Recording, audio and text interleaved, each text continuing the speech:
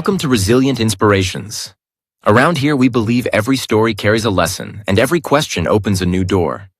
Think of this as friends talking over coffee, exploring ideas together. So let's get started, and I'll pass the mic to the conversation. Welcome to the debate. You know, for decades, we've basically treated professional success like a vending machine. You put a business card in, you press a button, and you extract a career opportunity. It's totally mechanical. Right, and you know exactly what you're getting. I mean, it's a clear, predictable transaction. Yeah, but that machine is completely breaking down. That what can you do for me hunter mentality is being rapidly replaced by something, well, entirely different. We're talking about community building. Mm-hmm. And today we're looking at some foundational research, Adam Grant's Give and Take, Keith Ferrazzi's Beyond Connections, and some really extensive data from McKinsey to basically understand this massive paradigmatic shift. Exactly. And the core disagreement we are tackling today is whether this shift is, actually good for us. I mean, is adapting this giver mindset an ethical necessity that helps human beings flourish? Or is it maybe a highly privileged framework that quietly disadvantages vulnerable groups and just masks pure self-interest? Well, I'll be arguing that replacing that old vending machine with a culture of otherish giving is really the only sustainable ethical path for, long-term well-being and corporate resilience. And I will argue that without the clear protective boundaries of transactional matching, this whole new giver paradigm is basically just a recipe for systemic burnout. And, quite frankly, sophisticated corporate exploitation. Okay, so let's look at why that vending machine model, what we often call the hunter mentality, is collapsing in the first place. It literally treats human beings as stepping stones. Yeah. And the neurobiology here is actually fascinating. When you operate as a purely transactional hunter, you are heavily relying on the dorsolateral prefrontal cortex. Which is basically the analytical engine of the brain, right? Exactly. It's the brain's calculator. It evaluates short-term rewards, strategic utilities, that kind of thing. But when that calculator is constantly in overdrive, you naturally suppress the neural pathways associated with empathy and bonding. So it creates this assembly line of shallow relationships. People feel used, they check out, and then you get massive turnover. I hear you, but look at what you're proposing as the alternative. You bring up Adam Grant's giver model. And, in corporate brochures, the giver is this benevolent hero who just shares value without ever keeping score. Right. But if we look really closely at Grant's own research, where do the purely selfless givers actually end up? Well, the purely selfless ones, they can end up at the bottom. They end up at the absolute bottom of the success ladder. I mean, they suffer from what is known as the doormat effect. Sure, but let me just paint a picture here. Imagine a junior developer at a hyper-competitive tech startup.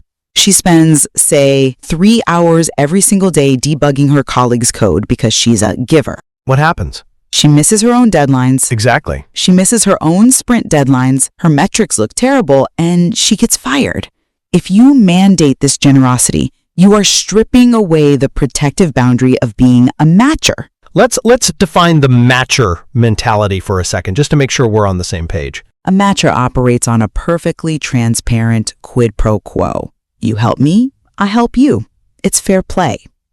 By telling that junior developer she needs to be a selfless giver, we are basically asking an already vulnerable worker to give away her most precious resource, her time, with zero guarantee of a return. Yeah. In an economy that is already squeezing workers dry, how is that ethical? Well, it wouldn't be ethical, which is exactly why Grant's point isn't to be a selfless giver. His data actually points toward being an otherish giver. Okay. And we'll get into the mechanics of that self-interest in a moment, but before we do, we have to recognize the measurable human cost of sticking to that old hunter model. Let's look at the Harvard SHINE program data. Right, the belonging study. Yes, they found that people who experience a genuine sense of belonging at work are 1.5 times more productive, and they report 1.6 times higher mental well-being. Sure, belonging is great. I don't think anyone is arguing against belonging. The belonging does not come from matching. You don't build a sense of psychological safety by, tracking every favor on a spreadsheet. Well, contrast those shine numbers with the traditional transactional sales model. In those environments, you routinely see a 50 to 75% turnover rate for new hires. Why? Because the daily rejection and the cold transactionality completely deprive people of oxytocin. They don't bond, they just burn out. Okay, but doesn't the giver model have its own burnout trap? I mean, you brought up the neurobiology, but let's talk about the psychology. Go ahead. Barbara Oakley studies this phenomenon called pathological altruism. It's an unhealthy, compulsive focus on others to the detriment of your own needs. When a company officially adopts a community-first, giver-centric culture, the implicit demands on every single employee shift radically. In what way exactly? Well, you're no longer just paid to write code or sell software. You are now expected to perform emotional labor. You got to mentor the new hires, constantly add value to your peers' projects, and, show up as your authentic self. Right, which builds trust. But in an era where burnout is literally the biggest threat to our workforce, how do we ethically ask employees to give more of their emotional reserves? The transactional model might be cold, but at 5 p.m., the transaction is over. You get to go home. See, I think you're equating transaction with safety and giving with inevitable depletion. And that's a false equivalence. Let's look at it like farming. Okay. Transactional networking is like strip mining a landscape. Yes, you have incredibly clear boundaries. You go in with heavy machinery, you extract the coal, and you leave at 5 p.m. But within a few years, the ecosystem is entirely dead. There's no social capital left, which is why replacing an employee costs a company up to twice their annual salary. And the giver model is what? Planting a community garden? It's sustainable agriculture. I am entirely with you that a farmer who gives away all her crops will starve. That is pathological altruism. A sustainable farmer needs fences. Right. Grant calls this sincerity screening. It's essentially installing a spam filter for your time, so you don't get completely drained by pure takers. But the fundamental methodology inside those fences is nurturing the soil. You cultivate trust so the ecosystem yields year after year. Okay, the sustainable agriculture analogy paints a lovely picture. But we have to ask, who actually owns the farm? What do you mean? If we look at the McKinsey data, it exposes a massive gap in who gets to practice this sustainable agriculture. Let's pivot to who actually has the resources to build social capital. Post-pandemic, only 11% of women saw their professional networks grow, compared to 17% of men. Yeah, that's true. And only 15% of frontline workers felt more connected versus 45% of senior leaders. Those disparities are very real. I'm not denying that. They're huge. And when we read Keith Ferrazzi's Beyond Connections, he advocates for becoming a super connector. He suggests hosting bonding dinners or reaching out to dormant ties, which, just for clarity, are those people you used to know well but haven't spoken to in years, like an old college roommate or a former manager. Right, and they are incredibly valuable because they offer access to entirely different networks. Exactly. But to host a bonding dinner or to casually resurrect a dormant tie over coffee, you need immense existing social capital. You need time. You need financial privilege. Okay, but... Wait, let me finish. If you are an introverted minority worker pulling double shifts or a gig worker juggling 3 jobs, you simply do not have the bandwidth for Ferrazzi's tactics. For a hard-to-convince skeptic, this community model feels exactly like an exclusive country club. I see where you're going with this. An objective transactional matching system is actually much fairer because it strictly grades your output. It asks, did you write the code instead of did you host an engaging dinner? Right. And if you leave giving entirely up to individual heroics, yes, the extroverts and the privileged definitely win. But the ethical solution isn't to just retreat into the cold matching system, it's to institutionalize the giving. Oh, come on. No, really.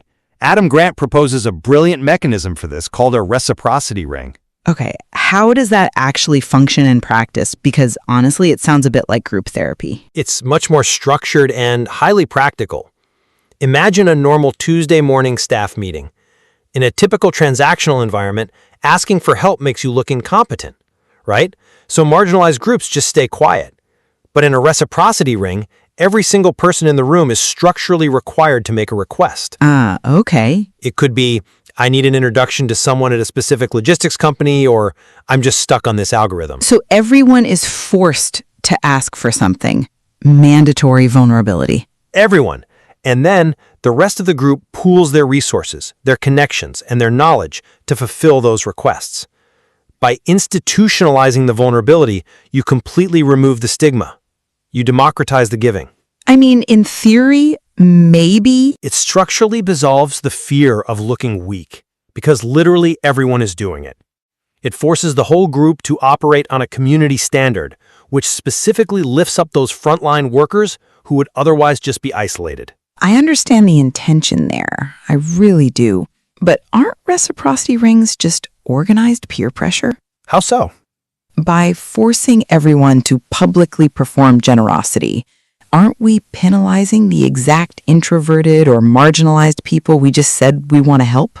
I wouldn't call it penalizing. Think about our junior developer again.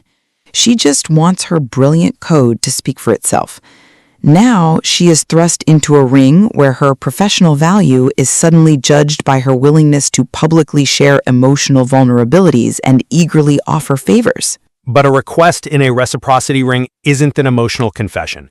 It's a highly practical business ask. It still requires participating in what corporate culture often calls GVA, generosity, vulnerability, and authenticity.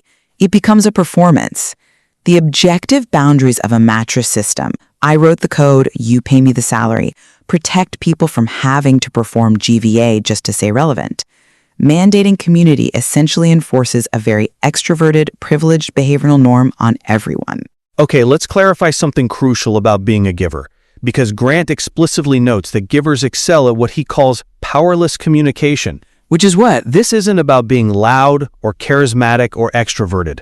Powerless communication is about asking questions, seeking advice, and actively listening.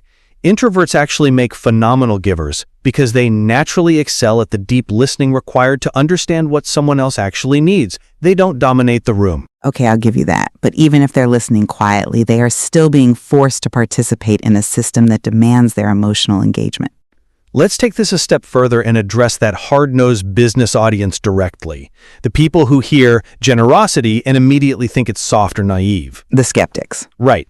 The data shows that the people at the absolute top of the success ladder are not the selfless doormats. They are otherish givers. Meaning they care about themselves as much as they care about others. Exactly. High other interest combined with high self-interest. They use profound pragmatism. For instance, they practice the 5-minute favor. If they can do something for someone that takes 5 minutes or less, like making a quick introduction or giving feedback on a pitch, they just do it. But they pair that with generous tit for tat. Which means what exactly? It means they start out cooperating with everyone, but the moment their sincerity screening, that spam filter we talked about earlier, detects that they are dealing with a pure taker, they immediately shift to a matcher strategy to protect themselves. They put the fences up. So they demand a quid pro quo? Yes, it proves giving isn't just a naive philosophy, it's a highly resilient, boundaries-based strategy. And the ROI is massive, because they unlock those weak and dormant ties that transactional hunters simply can't access. The hunters have basically burned all their bridges by treating everyone like a vending machine. But wait, if you look at the mechanics of what you just described, you run into a massive ethical paradox. What's the paradox? Let's look really closely at this otherish superconnector. They are chunking out 5-minute favors. They are running people through a sincerity screening to weed out bad investments. They are reaching out to dormant ties specifically because the data tells them it builds long-term relational assets and boosts their own network's ROI. Right. Aren't they fundamentally just a highly sophisticated taker? Wow, okay. That is a very cynical reading of their motives. Is it though? Bill Gates famously called this a hybrid engine of self-interest and caring for others. But if your generosity is deployed purely as a strategic tool to climb the ladder, dressing it up in Farazi's language of vulnerability and authenticity is deeply manipulative. I wouldn't call it manipulative. I would argue that honest, transparent, quid pro quo matching is far more ethical. When I operate as a matcher, you know exactly what I want from you, and I know what you want from me. I do this code, you pay me. Exactly. No illusions of deep community. But when a superconnector fakes vulnerability just to warm up an old college buddy so they can eventually extract value down the line, they are weaponizing human connection. I totally get why it looks that way from the outside, and it's a rigorous challenge. But the core difference really lies in the mechanism of expanding the pie versus claiming a slice of it. Elaborate on that. A sophisticated taker, even when playing a 10-year long game, is fundamentally operating in a zero-sum reality. They are calculating how to extract more value than they put in. An otherish giver, however, is focused on creating value that simply did not exist before. Okay, but how does a 5-minute favor create brand new value? Take Adam Rifkin, who is named one of the most connected people on LinkedIn. When he does a 5-minute favor, he isn't plotting a direct calculable return from that specific person. He is seeding the entire ecosystem. Right, but The motive is a genuine desire to be helpful, paired with the practical understanding that a rising tide lifts all boats. The authenticity isn't faked, it's the actual engine. Studies consistently show that if you try to fake being a giver just to extract value later, the network quickly sniffs you out and punishes you. True community building requires a fundamental trust that manipulative tactics simply cannot sustain over the long haul. You cannot fake your way to a 1.5 times increase in organizational productivity. you say they are quickly sniffed out, but let's be honest, the corporate world is run by people who have successfully faked it for decades. Takers are phenomenal at kissing up while kicking down. They are, but usually only in the short term or in strictly hierarchical, walled-off departments where their reputation can't easily follow them. In highly connected networks, their behavior eventually catches up to them. Well, let's test that pie-expanding idea against the hard reality. Even if a few superconnectors genuinely want to raise the tide for everyone, the corporate structures they operate within are inherently zero-sum. I mean, there is only one promotion to Director of Engineering. There is a finite bonus pool at the end of the quarter. Yeah, that is a very real constraint. Right. So how does expanding the pie resolve the fact that only one of us gets the promotion? When McKinsey suggests that organizations make connectivity and community building a key performance indicator, it literally forces employees to manufacture authentic relationships to compete for that single promotion. I see the danger there. It turns friendship into a measurable output. That's exactly why we have to remain highly skeptical of corporate mandates for generosity. Acknowledging the transactional nature of business through structured matching provides necessary protection. It highlights systemic inequities instead of just papering over them with culture, and it stops authentic human relationships from being mined as corporate assets. Okay, let's address that zero-sum promotion problem directly, because this is precisely where the otherish giver thrives, and the metaphor of expanding the pie becomes literal. Yes, there's only one director of engineering role right now. If we are both matchers or takers, we will hoard information to beat each other out. Which is completely rational in a zero-sum game. But if we operate as givers, we share our expertise, our team ships a massive new product, and the company's revenue grows. Maybe I get the promotion. But because you helped elevate the whole department's visibility, a recruiter from an even better company poaches you for a VP role. That's a bit optimistic, don't you think? Or our expanded budget allows the company to open a second director role specifically for you. By refusing to play the zero-sum game, the givers actually alter the boundaries of the board. They change the math. Okay, but that assumes a highly functional, rational market where good work is always rewarded. And for marginalized workers or people stuck in stagnant companies, that assumption can be incredibly dangerous. It's not a guarantee, you're right. But as we wrap up today, I want to clearly state where I land on this. I fully acknowledge your warning about the selfless giver trap. The doormat effect is very real, and having a spam filter for your time, what we might call strategic matching, is essential for self-preservation. Right. But shifting from the transactional vending machine to an ecosystem of otherish givers remains the only sustainable path forward. Transactional networking is just a race to the bottom that leaves individuals isolated and organizations fractured. By intentionally designing ecosystems that prioritize genuine social capital, we create environments of high trust, shared meaning, and profound resilience. The human dimension of business isn't a luxury, it is the core driver of long-term success. And, well, my summary is this. While human connection is undeniably vital to our psychological health, we absolutely must not conflate genuine community with professional networking.